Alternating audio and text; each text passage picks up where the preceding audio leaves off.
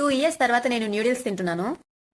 Noodles తినడానికి అంత gap ఎందుకు ఇచ్చారు? నేను ఇవ్వాలా, ఇచ్చేలా చేశారు. నేను ప్రెగ్నెంట్ అయినప్పటి నుంచి మ్యాగీ, ఈపీ లాంటివి తినడం పూర్తిగా మానేశాను. సారీ మా హస్బెండ్ మానేలా చేశారు. ఒక మ్యాగీయే కాదు, జంక్ ఫుడ్ గానీ, అవుట్ సైడ్ ఫుడ్ గానీ ఏది కూడా తినిచ్చేవారు కాదు. ఒకవేళ ఏదైనా ఫుడ్ మీద మాత్రం క్రేవింగ్స్ గానీ వచ్చాయంటే ఆ ఫుడ్ ని ఇంట్లో ప్రిపేర్ చేస్తేనే తినాల్సిందే. ఎప్పుడో చాలా రేర్ గా అవుట్ సైడ్ ఫుడ్ తినాల్సిందే. రేర్ అంటే నా 9 మంత్స్ ప్రెగ్నెన్సీలో ఒక 5-6 టైమ్స్ అవుట్ సైడ్ ఫుడ్ తినుంటాను. అంత గ్యాప్ వచ్చేసరికి డెలివరీ అయిన తర్వాత మ్యాగీ ప్యాకెట్స్ తీసుకొచ్చినా కానీ తినాలన్న ఇంట్రెస్ట్ అంతగా ఉండేది కాదు. ఇప్పుడు టైం మిడ్ నైట్ అవుతుంది. అదేంటో నాకు ఇప్పుడు మ్యాగీ తినాలనిపిస్తుంది. ఇంట్లో ఇపి ఉంది, సో ఇపి ప్రిపేర్ చేసుకుంటున్నాను.